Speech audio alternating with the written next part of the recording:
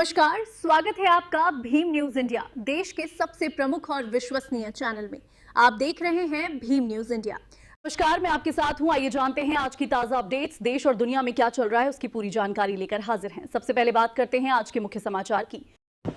Bhim news India देख रहे हैं विनय कुमार सिंघल के साथ। कोटा में कांग्रेस के ओबीसी विभाग का एक बड़ा कार्यक्रम हुआ, जिसमें राजस्थान प्रदेश कांग्रेस कमेटी के अध्यक्ष गोविंद सिंह डोटासरा के साथ नेता प्रतिपक्ष टीकाराम जूली और हर्षाय यादव, जो कि प्रदेश अध्यक्ष हैं ओबीसी के, उन्होंने शिरकत की।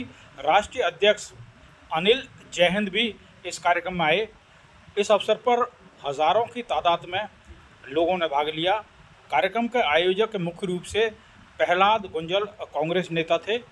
संचालन मंजू चौधरी ने बड़ी सफलता से किया। बड़ी संख्या में लोग इस कार्यक्रम में उपस्थित हुए।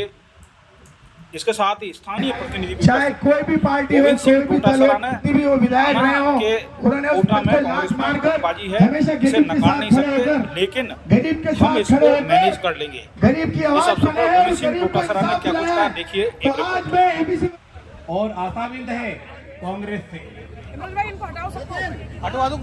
अपने आप पे करवट ले ली है।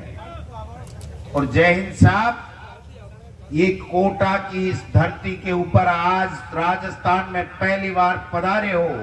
मैं आपसे, मेरे भाई टीकाराम जूली जी को, प्रहलाद गुंजल जी को, तमाम कांग्रेस के पदाधिकारी नेताओं को साथ लेकर के आह्वान करना चाहता हूं कि हमारे नेता राहुल गांधी जी और राष्ट्रीय अध्यक्ष खड़गे साहब के नेतृत्व में राजस्थान के अंदर आने वाला हर वो चुनाव कांग्रेस के कार्यकर्ताओं, कांग्रेस के लोग चुनाव जीते। इस भारतीय जनता पार्टी की उल्टी गिनती शुरू हो गई। आप हमारे नेता राहुल गांधी जी को आश्वस्त कर सकते हो कि राजस्थान की कांग्रेस एक बंद मुट्ठी में एक ताकत के साथ में आगे बढ़ रही है, और हम लोग भारतीय जनता पार्टी का आने वाले समय में सुपड़ा साफ करने का काम करें। अभी कह रहे थे गुंजल साहब कि स्पीकर साहब पूछेंगे मैं चुनाव लड़ूं कि ना लड़ूं। मैं लिख के दे रहा हूं, ओम बिरला जी चुनाव नहीं लड़ेंगे, और अगर गलती कर ली तो चुनाव नहीं जीतेंगे, ये मैं कह के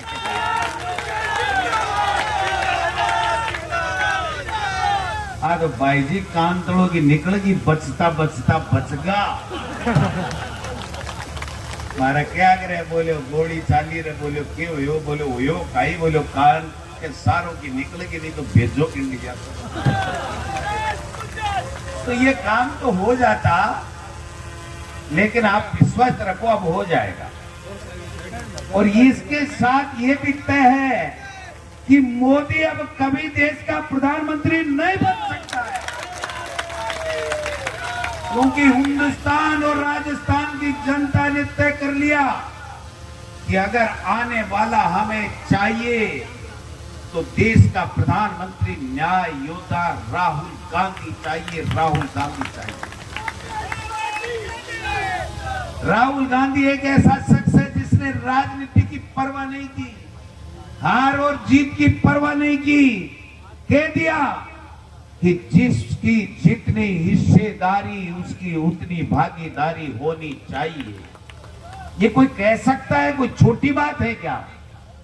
आज इस देश के इस माहौल के अंदर जो वर्ग पीड़ित है, पिछड़ा है, दबा हुआ है, कुचला हुआ है, अगर उसके साथ उन बड़े बड़े उद्योग घरानों के सामने ताल ठोक करके और पूरे सिस्टम के सामने ताल ठोक करके अगर ये कहता हो कि हाँ मैं उस गरीब को, दलित को, पिछड़े को, ओबीसी को, महिला को, नौजवान को, उसको उसका हक दिला के रहूंगा, चाहे मुझे कितनी भी कीमत चुकानी पड़े।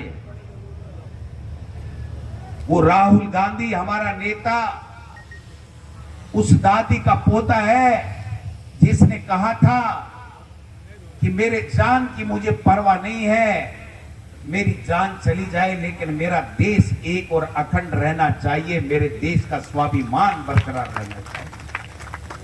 वो राहुल कोटा के अंदर हमारे ओबीसी डिपार्टमेंट के चेयरपर्सन एआईसीसी डॉक्टर अनिल जय हिंद साहब यहाँ पर पधारे और यहाँ ओबीसी के प्रदेश अध्यक्ष हमारे हर्षा यादव जी ने और यहाँ के जिला अध्यक्षों ने, समाज प्रभारियों ने यहाँ पर कार्यक्रम किया।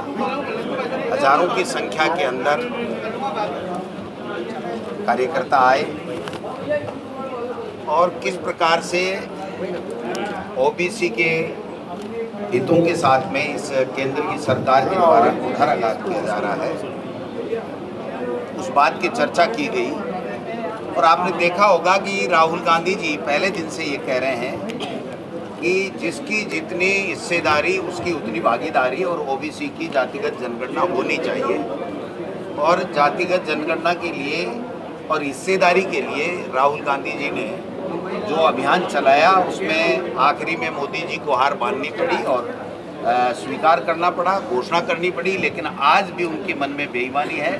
जो जातिगत जनगणना हो रही है उसमें कोई कॉलम अभी तक जातिगत जनगणना का नहीं दिया गया। हमारे ओबीसी डिपार्टमेंट हर स्टेट के अंदर जाकर के और ओबीसी के लोगों की हितों की लड़ाई लड़ रहा है।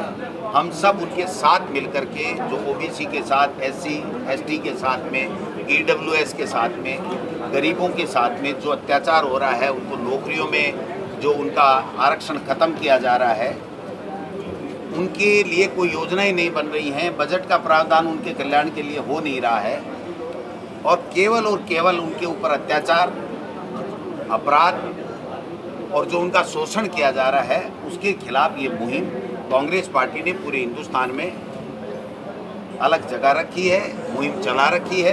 राजस्थान के अंदर भी हम सब मिलकर के यहाँ पर ओबीसी, एससी, एसटी, ईडब्ल्यूएस, गरीब, स्वर्ण सब की लड़ाई लड़ रहे हैं और उनके सुख दुख में हम भागीदार बन रहे हैं। उनके जो वंचित अधिकार हैं, उनके जिनसे वंचित किया जा रहा है सरकार के द्वारा, उनके साथ में हम कंधे से कंधा मिला करके उनकी मदद कर रहे हैं। पंचायत और निगम के चुनाव आने वाले हैं। पंचायत राजीव गांधी जी ने पहली बार 73वां और 74वां संविधान संशोधन करके ओबीसी को 33% आरक्षण दिया, महिलाओं को आरक्षण दिया और 5 साल में अनिवार्य रूप से पंचायत राज चुनाव, नगर निकाय चुनाव होने चाहिए, ये कॉन्स्टिट्यूशनल अमेंडमेंट करके उनको अधिकार दिया। आज उसको छीना गया है, प्रशासक बैठा दिए गए हैं, भ्रष्टाचार का आलम है, बजरी माफिया हावी है, अपराध बढ़ रहे हैं, पुलिस और ब्यूरोक्रेट सब इस भ्रष्टाचार की लूट के अंदर लगे हुए हैं। यहाँ कोटा का बेहाल है, कोई सुनने वाला नहीं है, लोगों के साथ में अत्याचार हो रहा है, झूठे मुकदमे दर्ज कराए जा रहे हैं। कोई बोलता है, कोई आंदोलन करता है, कोई व्हाट्सएप के ऊपर अपनी कोई भावना व्यक्त करता है तो उनको कुचला जा रहा है, उनके खिलाफ पुलिस के केस बनाए जा रहे हैं। यहाँ पर लोगों का जो किसान है उनकी फसलें बर्बाद हुई, उसका मुआवजा नहीं दिया जा रहा है।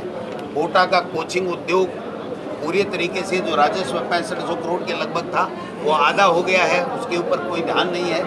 कोचिंग के लिए कंट्रोल के लिए जो कानून लाए वो कानून भी ऐसा लाए कि कोचिंग माफियाओं को संरक्षण मिले। जैसे नीट के अंदर कोचिंग माफियाओं को धर्मेंद्र प्रधान जी और एनटीए पूरा संरक्षण दे रहा था। राहुल गांधी जी ने 2024 में ही कहा था कि नीट का पेपर आउट हो रहा है, 24 का हुआ, 25 का हुआ, 26 का हुआ और मैं समझता हूं कि फिर भी धर्मेंद्र प्रधान जी का इस्तीफा नहीं लिया जा रहा है। आज सीबीएसई के अंदर धांधली चल रही है, अधिकारियों को, चेयरपर्सन को हटाया जा रहा है, लेकिन धर्मेंद्र प्रधान का इस्तीफा नहीं। आज भी हमारे नेता राहुल गांधी जी ने कहा है कि ये छोटे मोटे जो आप लोग कार्रवाई कर रहे हो इससे बात बनने वाली नहीं है। धर्मेंद्र प्रधान के संरक्षण में, उनकी नॉलेज में ये भ्रष्टाचार हो रहा था, बच्चों के भविष्य के साथ में खिलवाड़ हो रहा था। आपको धर्मेंद्र प्रधान का इस्तीफा लेना पड़ेगा मोदी जी। जब तक आप धर्मेंद्र प्रधान का इस्तीफा नहीं लेंगे तब तक हम लोग मानने वाले नहीं। डॉक्टर सर जी, पंजाब में लोकल बॉडीज़ के चुनाव मतपत्रों से हुए हैं। राजस्थान में यदि चुनाव होते हैं तो क्या कांग्रेस मतपत्रों से चुनाव कराने के लिए कुछ व्यवस्था करेगी? ये जो सरपंच के चुनाव हैं वो तो हमेशा ही मतपत्रों से ही होते थे। केवल पिछली बार इसलिए नहीं हो पाए कि कोरोना के अंदर हम एक साथ नहीं करा पाए।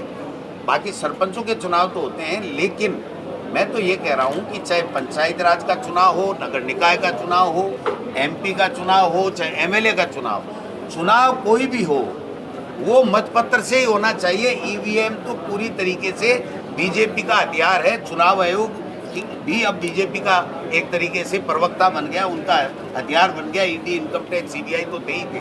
तो मैं समझता हूँ कि जब न्याय तभी होगा, और वोट का जो अधिकार एसआईआर के माध्यम से पूरे देश में खत्म कर रहे हैं, लोकतंत्र की हत्या कर रहे हैं, इसका विरोध कांग्रेस पार्टी करती रही है और आगे भी करती रही। एक सहकारिता मंत्री का वीडियो सामने आया है, ऑडियो धमकाने वाला है। देखिए, ये कोई मंत्री है क्या? चलती है क्या इनकी? ये तो चमन्नी चोर हैं,